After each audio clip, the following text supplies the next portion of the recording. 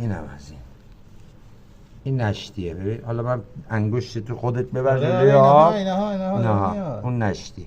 نه دیدین؟ اینه که یه ایرادم اونجا داریم که اون با چسب آببند میشه. ولی ایراد اصلی همین بود. همینه. آره من اینی که رفته سمت اتاق خوابه همینه. داداش من چی گفتم بهتون؟ گفتم این راه رفته، این آب خدا کنه این جای دیگه هم همچین ایرادی رو نداشته باشه این.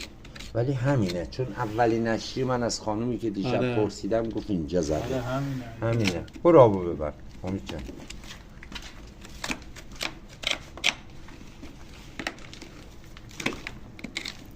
خب زیر سقفتون خیسه سرتو درد نیارم. ببین دور تا دور این سقف پر آبه.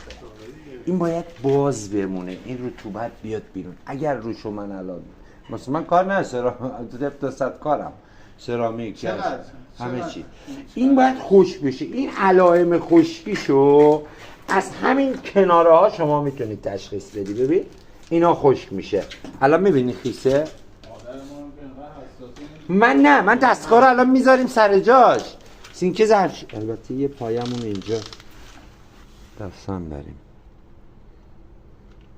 بذارم اینو بشکنم.